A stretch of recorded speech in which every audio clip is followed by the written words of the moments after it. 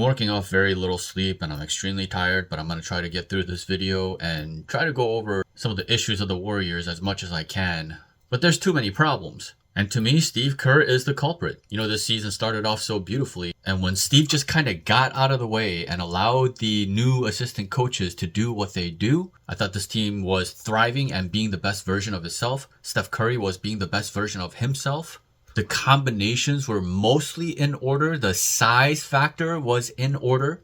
And all of it has gone away. And it coincided when the offense of the Warriors reverted back to what it's been all these years. And I can only theorize what the hell it is that happened after that Mavs game when Steph Curry decided to take this passive route once again. If I had to guess, this is maybe the kind of messaging that Steve Kerr would give the team and Steph Curry, and Steph kind of just goes with it, and he thinks he's being selfish. He thinks he's helping his teammates be better by helping them get into rhythm when the games start, by him just being passive, standing in the corner and not really being involved. When I talk about the motion offense, it's not necessarily the offense itself that's such a problem. It's the fact that when they run it, Steph isn't really involved. Steph could be more involved. The whole idea of Steph Curry being effective off the ball, outside of him setting backdoor screens or something like this and allowing easy buckets for some of his teammates here and there. But other than that, what is Steph Curry actually doing for the first 7-8 minutes of the game in every first quarter, essentially? He takes a back seat is what he's doing. He's allowing his team to essentially play 4-on-4 while he stands in the corner drawing his man, because his man is always going to be on him, right? And the problem with that is, well, you're not really acting like you're the number one option. And when you do that, you actually put more pressure on your teammates to be more than they should be.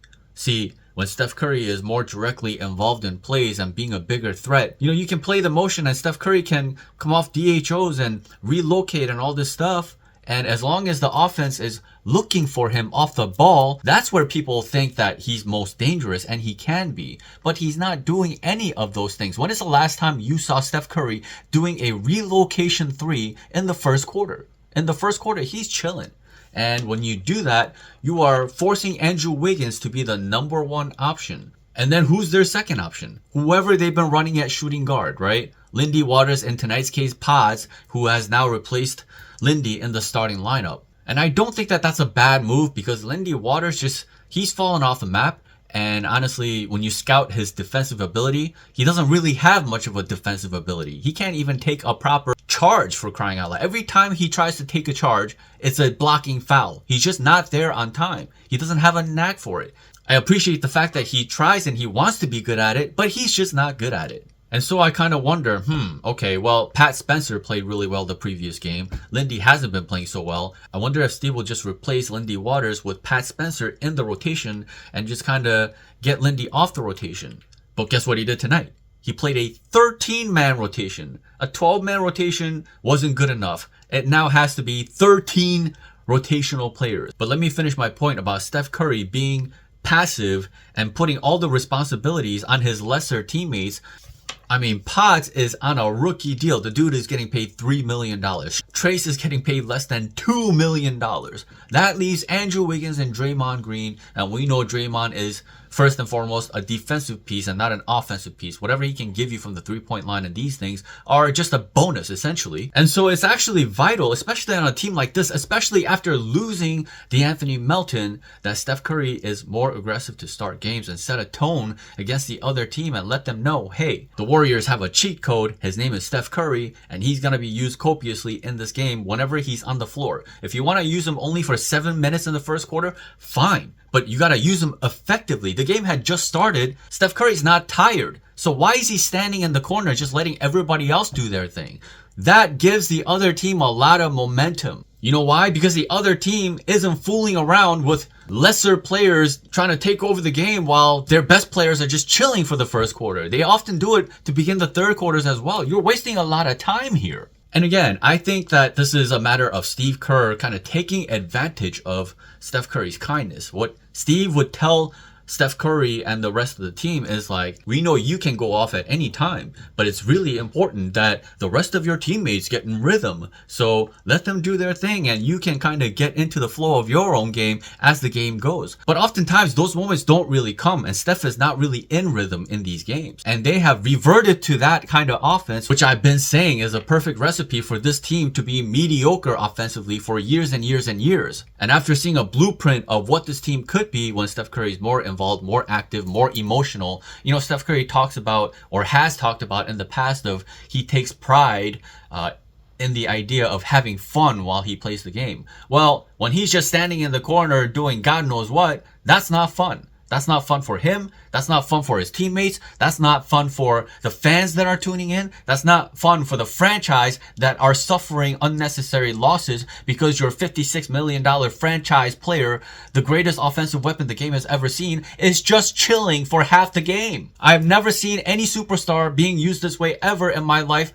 I've never seen any superstar being accepting of such a role in my life. Literally, Brad Wanamaker, Pajemski, Pat Spencer, these guys can do the exact same thing that Steph Curry does to start a game. Literally. Just go stand in the corner. How difficult is that? That's what a role player does, not what a superstar player does. And once again, this is Steve Kerr's psychotic idea. The problem is that Steph Curry has been going along with this nonsense for years and years and years, and it's affecting his team. It's affecting the win-loss column. It's affecting the play of his teammates. When Steph Curry makes the game easy for the rest of his teammates, it doesn't really matter who's on the floor as long as they can defend. You just gotta have guys that can defend, and Steph Curry will create so much space for the rest of his team just by playing a simple pick and roll. A pick and roll is not hard to play and it's not taxing. All he has to do is just react to what the defense is doing. If the defense elects to switch and they have a big man coming up to the 3-point line, and the other team is okay with playing the switch game with Steph Curry at the top of the arc against the center, well, that's a win for Steph Curry and the Warriors every single time, and that is not hard for Steph. It is so easy for him to either get around the big or just take a step back jumper right over that big and it's a bucket. Or he'll come off a really good screen. Now the defense is scrambling to get to Steph Curry. Both guys are looking at Steph, the roller is going, and now you have a rim roller who's gonna get a dunk. That makes the game comically easy. If there's a help defender in the way, well, there's a corner shooter wide open. You're getting wide open shots, and that's what empowers the rest of his teammates. That's what makes the game easy for everybody else, and that's what gives the Warriors players the confidence to believe that they can do anything. So now they're going to step up defensively even more. Hey, we're dominating offensively. We got to do our job defensively. And this should be the order of things, but it hasn't been for the longest time. And that's why I was so excited when the season started, because that's what they were doing. And Steph Curry was on the ball, and he was tooling anybody and everybody on the ball, off the ball. It doesn't matter as long as he's involved. And that's why they were able to take care of a team like the OKC Thunder. That's why they were able to take care of the best team in the East, that being the Celtics. That's why even though his team was in trouble against the Mavs, Steph Curry was able to come through and notice the sheer amount of emotions and just the joy and the fun and the excitement that the game brought out of Steph Curry. That is when Steph Curry is the best version of himself. And that is when he's the most threatening and the most fun and the most electrifying player in the game of basketball. And that is precisely what Steve Kerr stopped dead in his tracks. And this is before, oh, Steph Curry's tired. Oh, he's got knee issues, blah, blah, blah. Yep, it happened against the Grizzlies. And then it happened against the Clippers, the Spurs, the Pelicans, the Nets, everybody. Everybody since that Mavs game. They stopped using Steph Curry and the high pick and roll with any kind of consistency whatsoever. They didn't run a single high pick and roll against Zubats against the Clippers in the first half of the game. You're making the game actively harder for yourself. This is the philosophy of Steve Kerr. Steve Kerr wants to make the game harder for everybody else, thinking that, oh, well, we're not going to involve Curry and we're just going to let everybody else play, and that's going to get everybody else in rhythm. No, it doesn't. It makes the game harder for everybody else, and it puts the pressure on those guys instead of this guy, the best guy on your team. It's the single dumbest game plan I've ever seen in my life. So Steve Kerr is not an enabler, he is a disabler. He doesn't care what anybody is able to do on his team. He doesn't care about the fact that Trace is a major threat at the rim. He doesn't want to run a bunch of pick and rolls for the guy. It doesn't matter how quickly Kuminga can get down to the rim. It doesn't matter that Kuminga can be a really good offensive player in the post against mismatches and all these different things. It doesn't matter that Potts is a better pick and roll player than he is a motion player. And it doesn't matter that Moody is an aggressive scoring threat.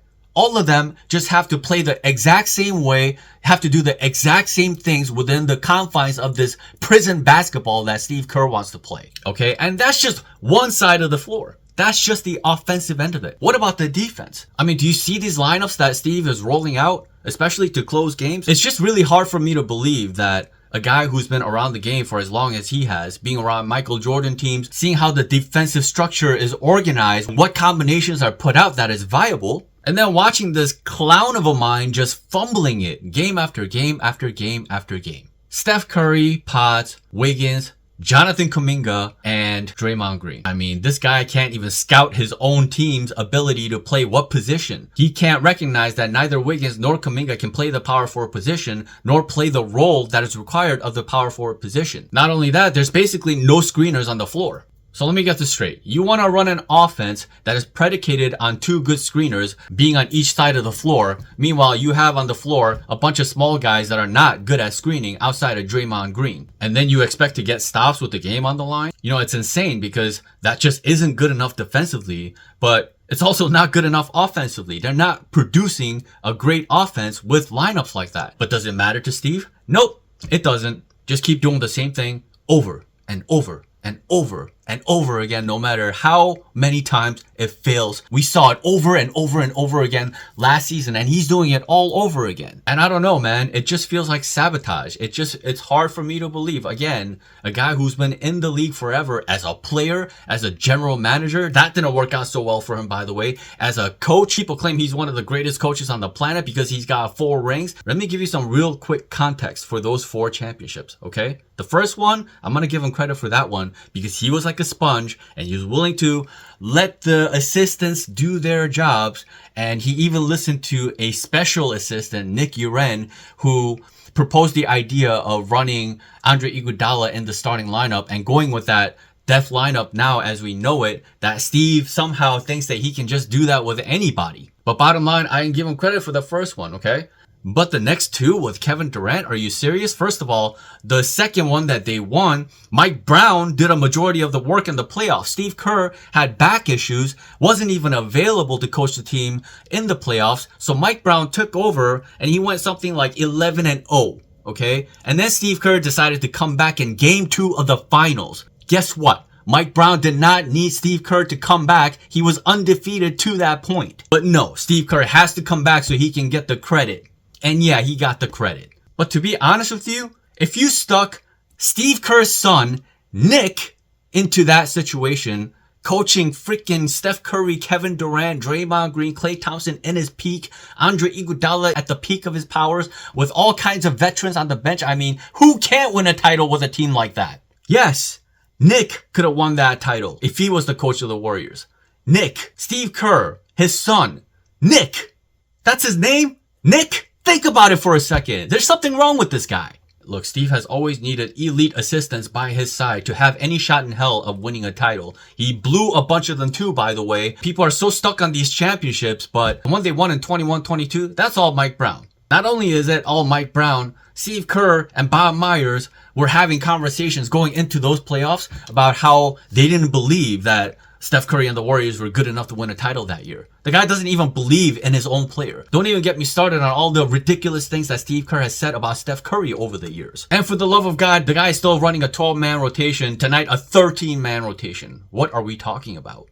Steve Kerr has been committing crimes for a long time. All the kids are suffering under this tyrannical dictatorship nonsense offense that this guy wants to run, where he wants to put everybody into this box and everybody has to play the exact same way. It doesn't matter what special abilities and skills these players possess. He doesn't care about taking advantage of those things and maximizing the ability of those players so that they play better on the floor. It's either they fit into a stupid little system or they're unusable. Just like Brandon Ingram was unusable somehow in his system in the FIBA competition. And just like how Jason Tatum, a franchise caliber player who's on the best team in the East right now, the current defending champion, somehow that guy is unusable in a Steve Kerr system. Are you kidding me? Yeah, imagine that guy trying to maximize a guy like Jonathan Kuminga. Give me a break. Look, I think the Warriors would look like a completely different team if Steve Kerr just got the hell out of the way and let Terry Stotts take over as the coach of this team. And I'm sorry, but Steph Curry is just, I don't know what this is. This is not franchise player behavior that he's doing. He thinks he's being selfless,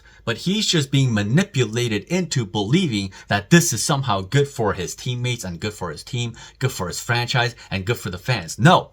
Everybody across the board is suffering under this garbage plan of Steve Kerr's, and Steph is just going along with it. I don't know if he's brainwashed. He's been doing this for so long that he just thinks that this is just the way or what it is, even though we just saw in the first 11 games when the guy was going off and in his element that nobody can stop him. Not the best team in the West, not the best team in the East. It doesn't matter. He's the best. But if he's not being used like it, and if he's okay with not being used like it, well, your team is naturally going to be less forceful. It's going to make it harder for your team to get into rhythm. There is no hierarchy when it comes to this team. And yes, it's always going to be difficult if that's how you want to be used. So he needs to speak up about this loud and clear. The assistant coaches need to fight back on this. Mike Dunleavy needs to have a word with Steve Kerr. Joe Lacob needs to have a word with him. I mean, this is a disaster. The guy has turned a glorious situation into a really tumultuous one where the Warriors, I mean, they're just looking like one of the worst teams in the league right now. And everything that Steve Kerr does is just completely and utterly backwards. He's a sabotager,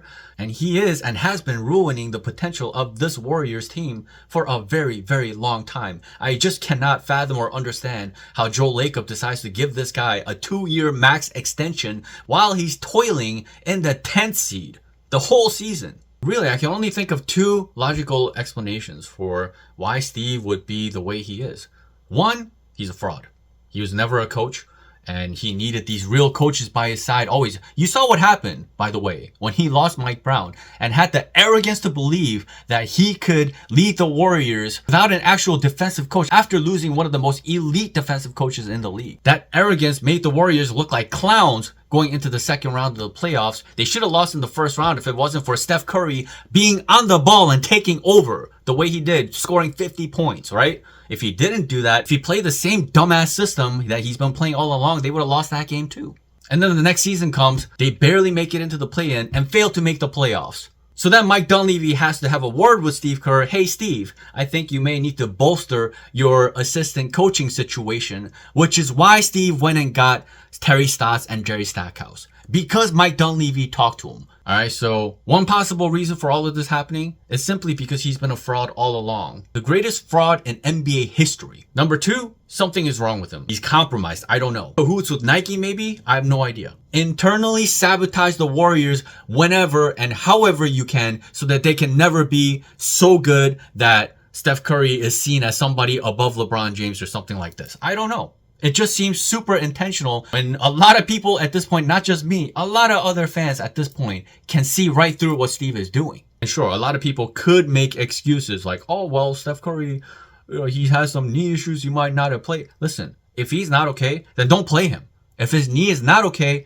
don't play him. Make sure that he's back to 100% and then use him correctly. The thing is, before the knee issues came about, he was being used that way. So the fact that he's tired or unhealthy or something like this is really not an excuse for how he's being used. And if he's just being a shell of himself, that's not going to help the team anyway. Oh, but him being out there, the gravity, I'm telling you, the gravity is not being used when he's standing in the corner for a chunk of the game. It's either all the players are struggling across the board because they suck or because they're being mismanaged. So get rid of all the kids, Buddy Hield, all these guys, get rid of them, or get rid of just one single guy and see what happens. Does Joe Lacob have it in his guts to make a move like that? Because it's not up to Mike Dunleavy, it's up to Joe Lacob. Joe Lacob is the one that extended him, not Mike Dunleavy. And Joe Lacob, ultimately, he's a fool too. I mean, this guy wanted to keep Bob Myers after all the things that he's done wrong, drafting these players that are not ready to contribute right now. I'm sorry, man. Kuminga, like the level of inconsistency these guys have shown. And again, and I do think that Steve is the primary culprit for the fact that these players are not performing to their full potential. But at the same time, from a defensive standpoint, that has nothing to do with Steve. Defensively, you're either a dog or you're not. And Kuminga, Moody, these guys are not dogs. They are offense before defense. And these are not the types of players that you want to try to gun for a championship with, gun for a title with.